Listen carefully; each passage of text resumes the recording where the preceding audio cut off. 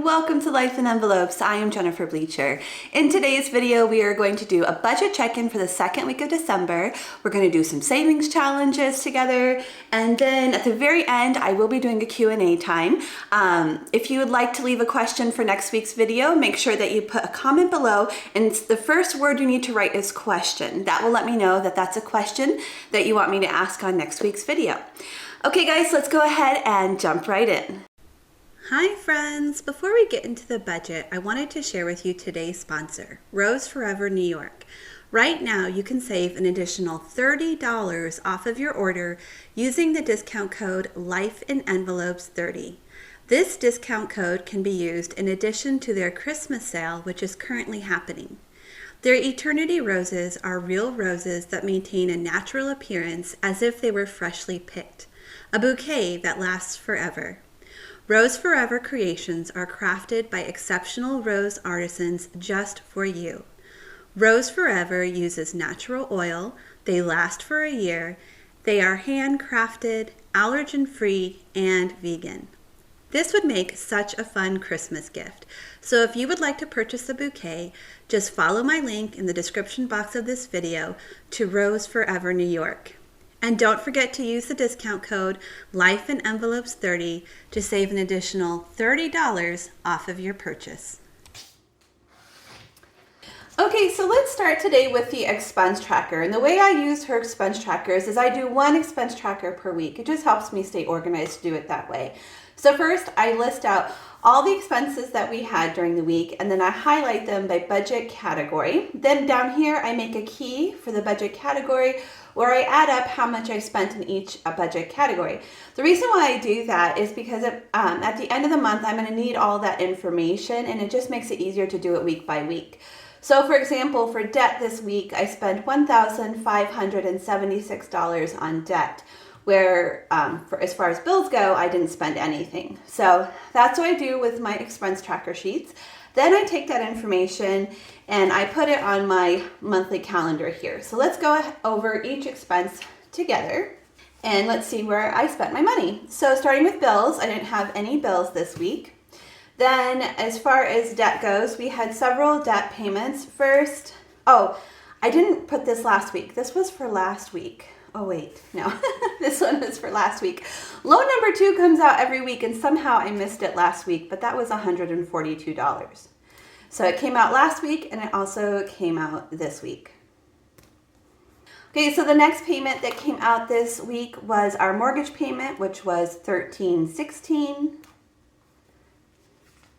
And then payment for our car payment, which we have a little SUV, and that was $118.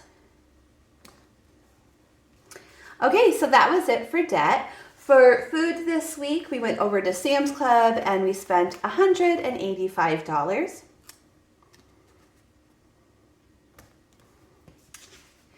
And then for gas, we did not get any gas this week. Okay, so this household expense, I'm going to change this category. It is going to include household expenses, but there are some other expenses we had that didn't fit any of my categories. And these are all the categories that I'm able to do. As far as my highlighter pack goes, here, I'll show you. Because of the highlighters I use, these are the colors, the number I'm restricted to. So anyways, I've decided to change this back to miscellaneous. It used to be miscellaneous. In fact, that's what the sticker on my highlighter says. But it includes household expenses, so like paper goods, cleaning products, things like that. But it also includes a couple other things. So I needed a category to put those in. So let's start with the household expenses. We spent $39 on household expenses this week. But we also had one trip to the pharmacy that cost $8. And I also got my car washed, which was $10. So I felt like it just felt weird calling a pharmacy visit and a car wash a household expense. So I just feel more comfortable calling this category miscellaneous. So it includes household and these other like odd things here and there. Okay, moving on to spending. This is altogether how much spending money the family got this week, which was $51.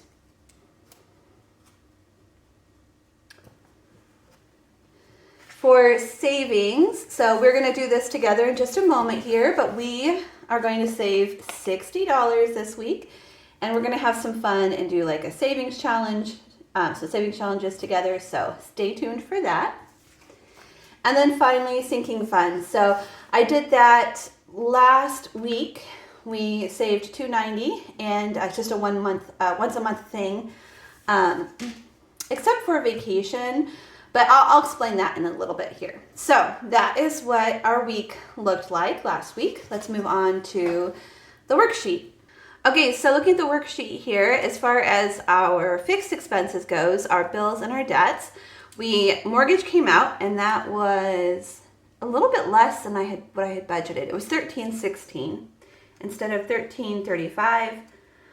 I don't know why.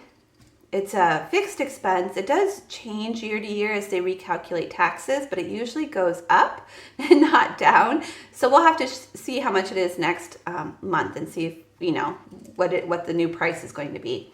Okay, and then we also had our car payment come out, which was exactly $118, which is exactly what we budgeted. And then we had another loan number 2 payment come out for $142. So that is it for those expenses that came out this week. We did have some of this money. This is how much we have for the whole month to spend, and we had some of it come out this week, so I'll show you on another page how we track that. We already did sinking funds, so I'm going to change vacation. We're going to add vacation to my sinking funds, to my binder. Maybe I'm making this too complicated. Maybe I should just keep it in here, but we'll try it. I'm going to pull that money out as cash as well, and we'll do an envelope for that. So we'll go over that in a second, but total this month, we're going to spend a total of $290 in that area. And then for savings, we did $60 last week. We're going to do another $60 this week. Okay, so let's take a look at these variable expenses. Okay, so let's check in for each category. So starting with groceries. So we had $500 left in our grocery account, and we spent $185 this week. So let's see, 500 minus 185.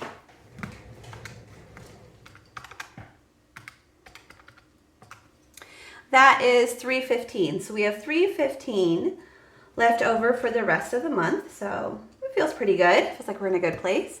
Okay, for gas, we did not get any gas this week. So that's $0. So we still have $51 left for the month. For miscellaneous, we did spend some miscellaneous money. We had a few miscellaneous expenses. So we had $39, $8, and $10. So we spent $57 on miscellaneous expenses this week. So $148 minus 57. That is $91. Okay, for spending money, we did $51 this week. So 153 minus 51 is 102. So coming down here to next week, let's go ahead and set up the starting balance. So groceries is starting with $315. Gas is starting with $51. Miscellaneous is starting with $91. And spending is starting with $102. Okay, it's time for our savings challenges. Okay, so I'm going to be adding a couple of envelopes to our binder today. So first I'm going to add this winter envelope. It actually is not going to start until December 21st, but this is from a company called Sticky. And Sticky is spelled S-T-I-C-K-K-Y. She gifted this to me. She gave me one for each season. I'm so excited to start using it, but we're not going to do anything this week with it, but just add it to the binder because we're going to start. The first week will be the week of December 21st, which is next week. So that will be fun. A little extra savings challenge in my binder. So I think I'm going to put this one. Where should I put this? Maybe here. Yeah, we'll put this one in the front. Yeah. And then behind that, we'll put our vacation envelope, which is our only sinking fund that I'm saving for cash for. And then the rest will be the normal savings challenges that I do. Okay, so let's see how much we're saving today. It should be my sinking funds and my savings amount. So it should be $100. So let's see, 20, 40, 50, 60, 70, 75, 80, 85, 90, 95, 100. Yes. It is $100. Okay, so we're not doing the winter challenge this week, but we're going to go to vacation. We're going to put, my goal is to put $20 a week into the vacation envelope. So I have 20 for last week and 20 for this week. So that is a total of $40. Okay, time for the savings challenges. So the first challenge is my $5 challenge. And the way I figure out how many fives I'm going to add to the envelope is by rolling a dice. So I'm going to roll the dice, and whatever I land on, that's the number of fives I'm going to put in the envelope. So if I landed on 3, I'd put 3 fives in the envelope. So let's roll this and see what we're going to add today. 1. Okay, so we're going to add 1 to the envelope. By the way, we're saving up for a car repair. I don't have like a current car repair. This is for a potential future car repair. So it's like getting ahead of the game, getting prepared. Okay, so let's see how much we have now in this envelope. 5, 10, 15, 20. So we have $20 saved for a future car repair. Okay, next up is my $10 challenge, and this is where you guys come in. So each week I ask my subscribers to pick a number, either 1, 2, or 3, and then from that we will figure out how much we're going to save.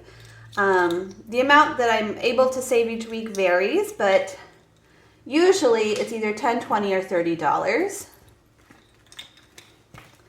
So those are the options for this week. So I'm going to turn them over, mix them up, and then we will see what you guys picked. If you would like to participate in the games for next week, make sure that down in the comment section of this video, you put either a number 1, a 2, or a 3, and that will tell me which number to pick for next week. So let's see what you guys picked. This will be number 1, this is 2, and this is 3. So 6 people picked number 1, 13 picked number 2, and 15 picked number 3. Oh, that was a close one, you guys. Okay, so let's see what you picked. Yes! $30. So we have $30 going towards house repairs. When we, 10, 20, 30. When we complete this whole envelope, we'll have $500 saved for house repairs. And again, I don't have a specific house repair right now that I'm saving for. This is just saving for potential future house repairs. So all of the stickers that you see in the video today, except for this winter envelope, but besides the winter envelope, all these ones, these come from my Etsy shop, Life in Envelopes. I do have a link to my shop in the description box of this video, and I give you guys, my YouTube viewers, a special discount. So if you do order from my shop, make sure you use the discount code YouTube15 to save 15% on your order. Okay, so 10, 20, 30, 40. So we have $40 saved up for a future house repair.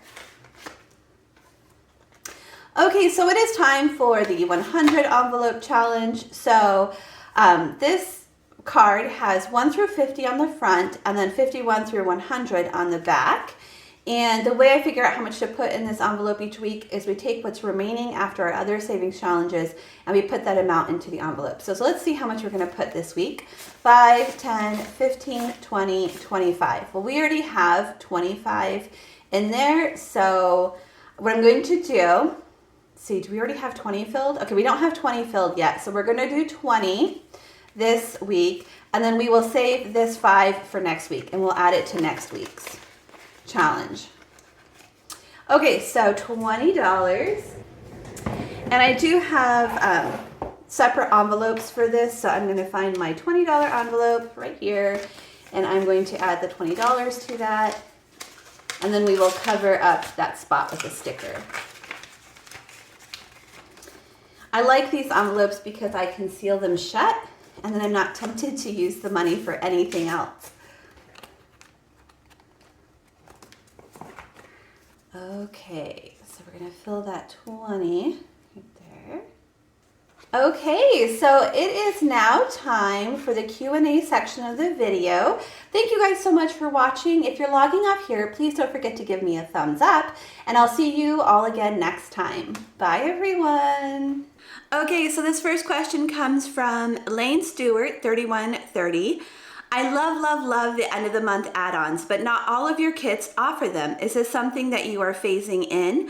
I just bought all the kits that offer it. I love how complete it makes my budget by paycheck book look. I'm hoping this is a permanent addition. Yes, it is a new thing that I've started phasing in. I think the first month I offered it was, I believe, December.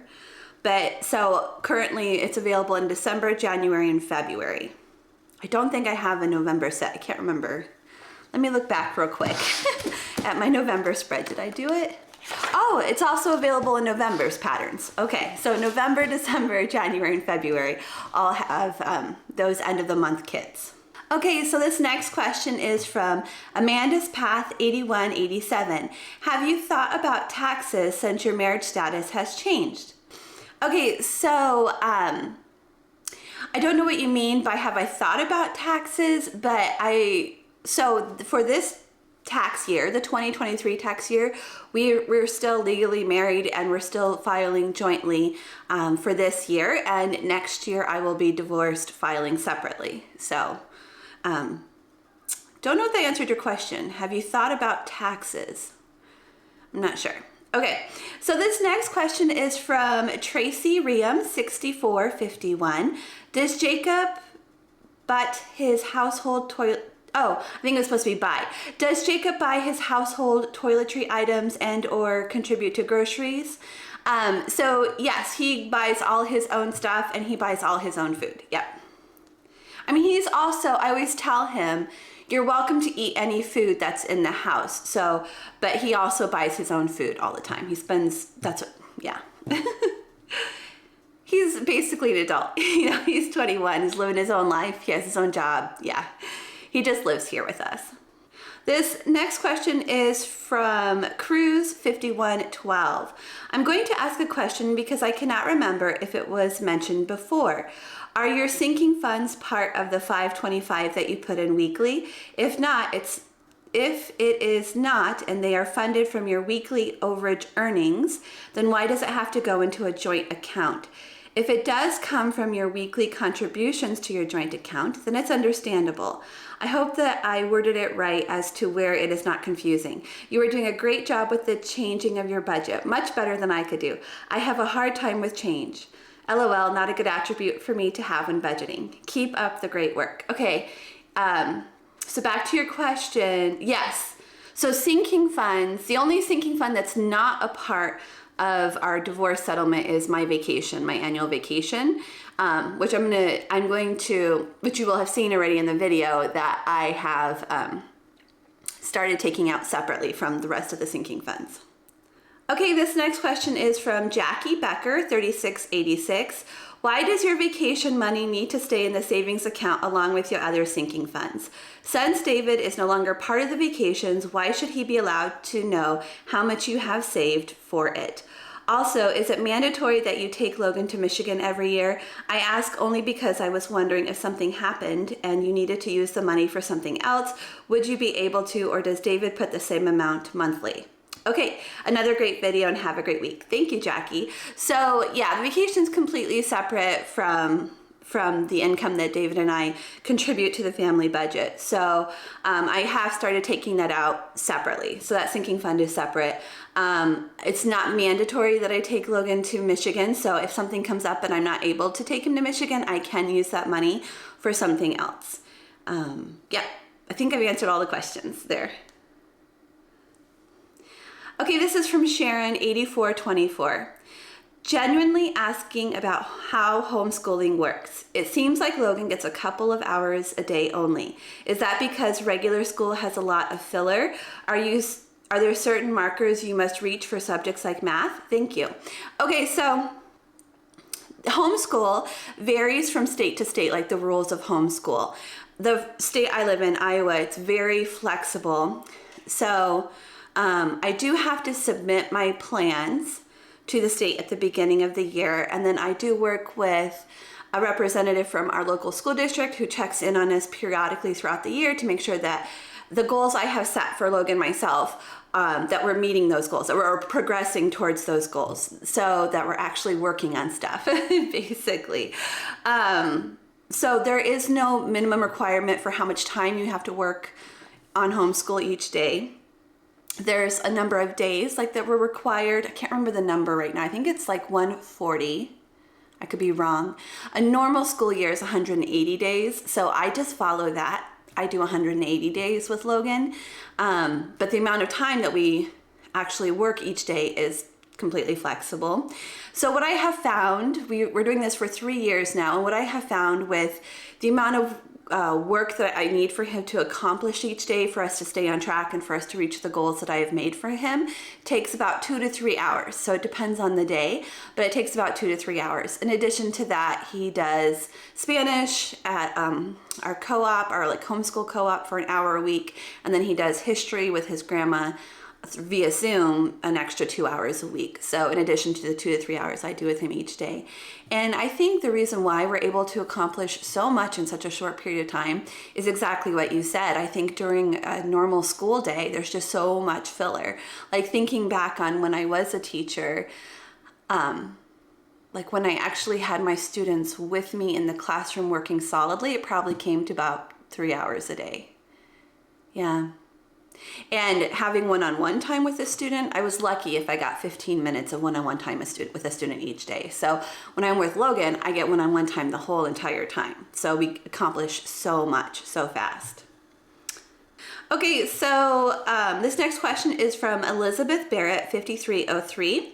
What do you do for vacation? How often do you go? Do you bring your adult child? Do you go with friends or to see family? Just curious. So every year I go to Michigan to visit my parents. They live right on Lake Michigan, or well, their little town is like right on Lake Michigan. They're a couple blocks in from the lake. But yes, I go there once a year each summer, and I take Jacob and Logan, and Jacob is my adult child, and he does go with me. So far, I think there's only, since we started doing this, like when my kids were little, Jacob only missed one summer, and that was because he was at football camp and couldn't get out of going. So yeah, otherwise we go every year. Okay, this next question is from Ashley Nobles, 660. Why are you not allowed to discuss income when we can go back to videos prior and see what David makes? I really enjoyed seeing if you made your goal of the $525 a week or what you set your goal to. Okay, so why am I not allowed to discuss income, David's income? Because he has asked me not to share it, and it's his own personal information, and if he doesn't want me to share his income online, then I'm not going to share it. So it's pretty simple. Then you said because you can go back and look at his income in previous videos. Yeah, you can. So far, he hasn't asked me to remove those videos. Knock on wood, hopefully he won't ask me to do that. I'd love to be able to keep all my old videos up. But yeah, you could go back and see how much he contributes. Yeah, okay. Okay, so that is it for this week's questions. Thank you so much for everybody who submitted a question. If you have a question for next week, make sure that you write question at the beginning of your comment in the comment section below. That way I know that you want me to ask that question in next week's video. If you enjoyed today's video, please give it a thumbs up, and I will see you all again next time. Bye, everyone.